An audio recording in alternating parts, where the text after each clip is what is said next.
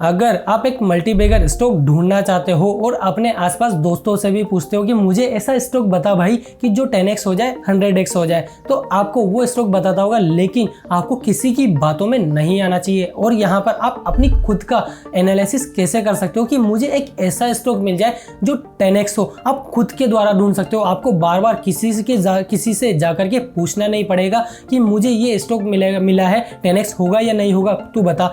नहीं दोस्तों, आप खुद फाइंड कर सकते हो और आप खुद की एनालिसिस करके लगा सकते हो कि ये 10x होगा या नहीं होगा। कैसे पता लगा सकते हो, वही जानेंगे आज की इसी वीडियो में।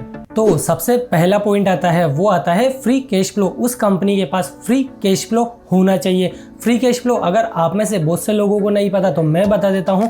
फ्री कैश फ्लो वो पैसा होता है जिसका कंपनी कुछ भी काम में ले सकती है, चाहे तो डिविडेंड दे सकती है, चाहे तो अपनी ही वापस कंपनी में इन्वेस्ट करके थोड़ा ग्रोथ पोटेंशियल बढ़ा सकती है, एसेट्स परचेस कर सकती है, कुछ भी कर सकती है ना। उस पैसे का कंपनी कुछ भी कर सकती है, कोई बाउंडेशन नहीं है। वो होता है फ्री कैश फ्लो। तो उस कंपनी का फ्री कैश फ्लो अच्छे में होना चाहिए, क्योंकि फ्री कैश फ्लो उनके पास होगा, ऐसा पैसा होगा जिसका वो कुछ भी कर सकती है। तो बिजनेस को एक्सपेंड भी कर सकती है, मैनेजमेंट अच्छा कर सकती है, एसेट्स बिल्ड कर सकती है, और अपने जो शेयर होल्डर से हो सकता है उनको डिविडेंड भी देना चाहे तो दे सकती है। जो भी होना वो कंपनी अपने ऊपर ही इन्वेस्ट करके वापस अपने जो कंपनी है उसकी वैल्यू बढ़ाना चाहती है तो कर सकती है ना। तो फ्री कैश फ्लो आपको ज़रूर देखना चाहिए। सबसे नंबर 1 पॉइंट यही देखना चाहिए कि उस कंपनी के पास फ्री कैश फ्लो है या नहीं है। उसके बाद जो आपको देखना है उसकी मार्केट में डिमांड कैसी है। कोई ऐसे स्टॉक होगा जिसकी मार्केट में मोनोपोली होगी, बहुत सारी ऐसी स्टॉक होंगे जिसका आपको लगता है कि आज ये अगर 100 रुपये का है तो धीरे धीरे कॉन्स्टेंटली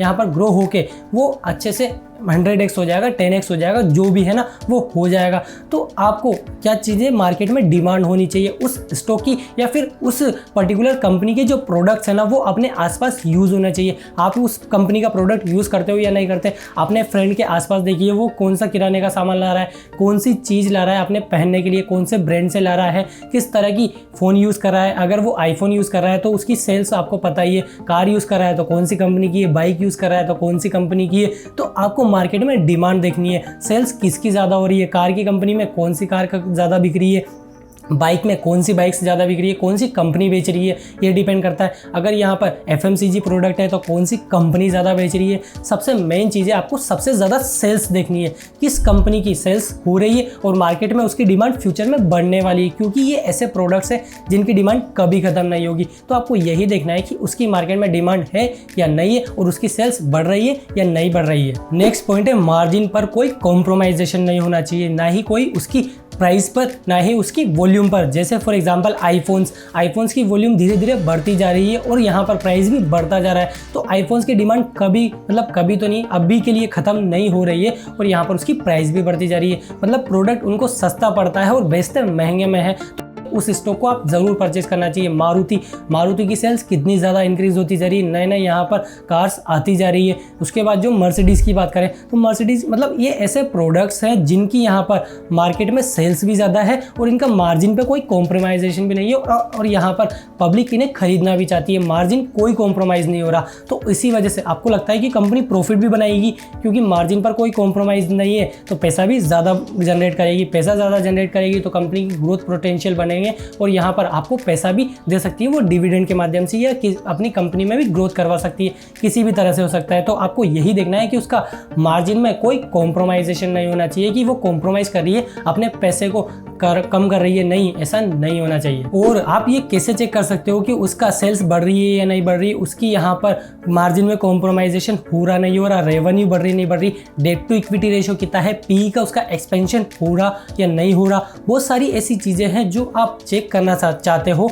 कि मुझे एक 10x स्टॉक मिल जाए। तो वो कैसे कर सकते हो, उसके लिए हमें आपको स्क्रीन शेयर करनी पड़ेगी जहां पर हम जो स्टेप्स बताएंगे, अगर आप उन स्टेप्स को फॉलो करते हो तो आप 10x पोटेंशियल वाला स्टॉक जल्दी से फाइंड कर सकते हो और अपने पैसे को सही जगह इन्वेस्ट करके अपने पैसे को भी ग्रो कर सकते हो। तो चलिए स्क्रीन पर चलते हैं। तो दोस्तों आपको सबसे पहले क्या करना है, एक वेबसाइट है टिकरटेप नाम की, जहां पर इसका प्रोडक्ट है स्टॉक स्क्रीनर, जिसको मैं आपको हमेशा बताता हूं, लेकिन यहाँ पर फिल्टर्स है जो हमेशा चेंज होते रहते हैं। फिल्टर्स कौन कौन से ऐड करने होते हैं वो मैं आपको बताऊंगा। यहाँ पर पीई रेशियो ऑलरेडी ऐड है तो मैं इसे ऐड करना है तो मैं ऐड ही रहने देता हूँ। अब मुझे यहाँ पर डालना है, पहला तो है free cash flow, free cash flow वाला ये पॉइंट ये आ रहा तो मैंने ऐड कर दिया, ठीक है। उसके बाद जो मुझे नेक्स्ट पॉइंट डालना है वो है यहाँ पर 5 ईयर का हिस्टोरिकल रेवेन्यू ग्रोथ। तो मैं यहाँ पर क्या करूँगा, 5 ईयर हिस्टोरिकल रेवेन्यू ग्रोथ, ठीक है। और उसके बाद मुझे एक और चीज़ करनी है, 5 ईयर का CAGR, है ना। और उसके बाद डेट टू इक्विटी रेशो, ठीक है। यहाँ पर ये करने पर आपको पता चल जाएगा कि कौन कौन से ऐसे स्टॉक है जो पोटेंशियल रखते हैं 10x होने का, ठीक है। ये यहाँ पर मैंने डाल दिया, 4 आ गए। उसके बाद मुझे एक और चीज़ डालनी है यहाँ पर कि हाँ नहीं हो गए 5 6, बिल्कुल हो गए, ठीक है। पीई रेशो को यहाँ पर खोलोगे तो आपको माइनस में तो नहीं चाहिए पीई, मतलब ठीक है माइनस में नहीं हो चाहिए, 0 होना कम से कम। और मुझे मैक्स टू मैक्स चाहिए यहाँ पर 25 का पीई। तो आप देख सकते हो यहाँ पर स्टॉक फिल्टर हो चुके हैं। अगर मैं इसे रीसेट करूँगा तो आप देख सकते हो 4789 69 स्टॉक है मुझे, है ना। और यहाँ पर अगर हम पी रेशो से जैसे मैंने पहले किया था 0 एंड देन मुझे मैक्स टू मैक्स पी चाहिए 25 का, ओके डन। अब मैं इसे क्लोज कर देता हूँ। फ्री कैश फ्लो कितना होना चाहिए, अगर मैं यहाँ पर मान के चलूँ कि लो वाला कितना है, ये है, हाई वाला मिड वाला ये है और हाई वाला ये है, तो मैं कम से कम चल रहा हूँ कि 10 करोड़ का उसके पास हो और मैक्स टू मैक्स कितना भी होना चाहिए, 10 करोड़ तो कम से कम होना ही चाहिए उसके पास फ्री कैश फ्लो, ठीक है। और उसके बाद 5 ईयर का हिस्टोरिकल रेवेन्यू ग्रोथ, मैं चाहता हूं कि उसने 5 साल में कितनी रेवेन्यू की ग्रोथ करी, कितने परसेंट के हिसाब से। तो ठीक, मुझे कम से कम चाहिए 10%, मैक्स टू मैक्स कितना भी कराओ मुझे मैटर नहीं करता मैक्स वाला, लेकिन मुझे कम से कम 10% तो चाहिए ही चाहिए, ठीक है। और उसके बाद 5 ईयर का CAGR हम देखेंगे यहाँ पर, तो 5 ईयर का CAGR वही 10% ठीक है, क्योंकि यहाँ पर बहुत सारे स्टॉक्स आएंगे, धीरे धीरे फिल्टर हो जाएंगे, आप इससे चेंज भी कर सकते हो चाहो तो। और डेट टू इक्विटी रेशो जितना कम हो उतना अच्छा है मेरे हिसाब से। यहाँ पर 1 का डेट टू इक्विटी रेशो रहता है तो काफ़ी अच्छा होता है। और फिर भी मैं यहाँ पर जो डेट टू इक्विटी रेशो रखना है वो रखना है यहाँ पर अपने को, वो रखना है मैक्स टू मैक्स 1.5 का मुझे चाहिए कि 1.5 से ज़्यादा अगर ना हो, और आप चाहो तो यहाँ 2 भी रख सकते हो, लेकिन यहाँ पर लो का क्या बोलता है इसे 20, है ना, ठीक है। मुझे कम से कम चाहिए कि यार मतलब 20 के हिसाब से तो मुझे 15 का, ठीक है। ये आ गए 49 स्टॉक आ गए, ठीक है। यहाँ पर ये 15 के हिसाब से चल रहा है 1.5, तो आप परसेंटेज में डाल सकते हो कि कितने का आपको चाहिए, 15%, ठीक है। और यहाँ पर जो इन्फोसिस है, HCL है, बहुत सारी कंपनी आ गई, जैसे आपने इसको खोला, आप इसका यहाँ पर जाकर के पूरा चेक कर सकते हो। वहीं आपको चेक करना है कि इसका पूरा फंडामेंटल एक ही जगह दिख जाए, तो आपको क्या करना है, यहाँ पर इन्फोसिस टाइप किया मैंने, इन्फोसिस टाइप करने के बाद मुझे यहाँ पर सब कुछ दिख रहा है, इसका चार्ट पैटर्न, ठीक है। 1 साल में 3 साल में एक ही स्क्रीन पर दिख रहा है, मुझे कहीं जाने की जरूरत नहीं है। पीयर कंपैरिजन, उसका कौन सी कंपनी है जो है, और क्वार्टरली उसके रिजल्ट्स क्या है, सेल्स की कितनी ग्रोथ हो रही है। आप सेल्स की ग्रोथ जरूर देखना कि उसका सेल्स बढ़ रहा है या नहीं बढ़ रहा, और यहाँ पर रेवेन्यू भी देखना कि नेट प्रॉफिट उसका बढ़ रहा है या नहीं बढ़ रहा। नेट प्रॉफिट बढ़ रहा हो तभी ये आप अच्छे से इन्वेस्ट कर पाओगे उस स्टॉक में, और अच्छा स्टॉक वो आपके लिए साबित हो पाएगा, अच्छे से रिटर्न दे पाएगा, ठीक है। P&L में भी आप देखना कि उसका P&L कैसा है, और यहाँ पर ये कंपाउंडेड सेल्स ग्रोथ 1 ईयर की कितनी है, 3 ईयर की, 5 ईयर की, 10 ईयर की, और TTM की। बैलेंस शीट जरूर देखना, बैलेंस शीट क्लियर होनी चाहिए, लायबिलिटीज कम होनी चाहिए और एसेट्स उसकी ज़्यादा होनी चाहिए, तो ये आपको ज़रूर देखना है। कैश फ्लो देख सकते हो, कैश फ्लो यहाँ पर आ चुका है, तो फ्री कैश फ्लो भी आप यहाँ पर चेक कर सकते हो। और साथ ही साथ टिकरटेप के नाम की वेबसाइट है, यहाँ पर भी जाकर आप फाइनेंशियल में जाओगे तो यहाँ पर कैश फ्लो का नाम का सेक्शन है, और यहाँ पर फ्री कैश फ्लो 21,724 करोड़ रुपए का है फाइनेंशियल ईयर 2022 के हिसाब से, ठीक है। यहाँ पर 2022 के हिसाब से फाइनेंशियल ईयर देखें, फरवरी 2022 फाइनेंशियल ईयर, फरवरी 2022 नहीं, यहाँ पर फरवरी वाला नहीं दे रखा है, लेकिन हाँ यहाँ फ्री कैश फ्लो आपको हो सकता है यहाँ शो नहीं हो रहा है, ये नेट कैश फ्लो आ रहा है, तो फ्री कैश फ्लो आपको वहाँ दिखेगा। दोनों जगह आपको कंपैरिजन करना है कि क्या है, और शेयर होल्डिंग का पैटर्न भी देखना है कि शेयर होल्डिंग किसके पास ज़्यादा है। इस तरह से आप निकाल सकते हो कि कौन कौन से ऐसे स्टॉक है। ये 49 स्टॉक आ गए, लेकिन आपको चाहिए कि कम स्टॉक आ जाए, केवल कम और कम 15, ठीक है। और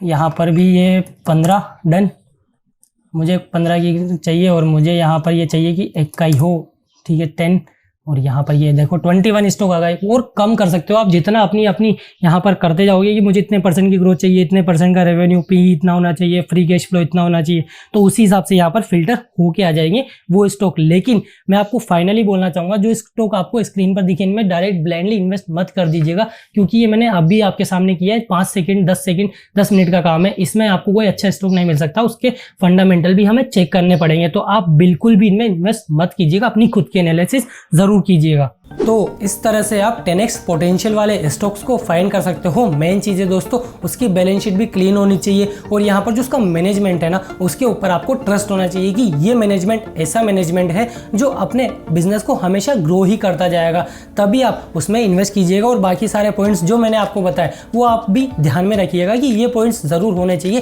तभी आपका पैसा डबल हो पाएगा। ये नहीं कि शॉर्ट टर्म के लिए, लॉन्ग टर्म के लिए। लॉन्ग टर्म मेरा मतलब है 5 साल, उसके ऊपर का जितना भी हो, 5, 10, 15, 20 साल, 5 साल के ऊपर का लॉन्ग टर्म माना जाता है मेरे हिसाब से। बाकी सबकी अलग अलग डेफिनेशन है, लेकिन मैं यही कहूँगा कि 5 साल तो कम से कम इन्वेस्ट कीजिए ही सही, अगर आपने किसी स्टॉक में इन्वेस्ट किया है तो। आई होप आपको इस वीडियो से पता चल चुका है कि आप कैसे 10x पोटेंशियल वाले स्टॉक्स को फाइंड कर सकते हो। बार बार आपको किसी से जाके पूछने की ज़रूरत नहीं है कि मुझे बताओ ये 10x होगा या नहीं होगा। आप खुद फाइंड कर सकते हो इन टूल्स के माध्यम से और इन स्ट्रेटेजी को फॉलो करके। तो अगर आपको इस वीडियो से कुछ वैल्यू मिली है तो प्लीज़ वीडियो को अपने दोस्तों और फैमिली मेंबर के साथ भी शेयर ज़रूर कीजिएगा, जहां पर वो भी एक अच्छा स्टॉक फाइंड कर सके और अपने पैसे को ग्रो कर सके। अगर आप चैनल पर नए हो तो चैनल को सब्सक्राइब करके बेल आइकन भी दबा दीजिएगा। ऐसी ही फाइनेंस और स्टॉक मार्केट से रिलेटेड वीडियोज़ हम आपके लिए लाते रहते हैं जो आपसे मिस ना हो जाए। मिलते हैं आपसे अगली और एक्साइटिंग वीडियो में, तब तक के लिए जय हिंद, भारत माता की जय।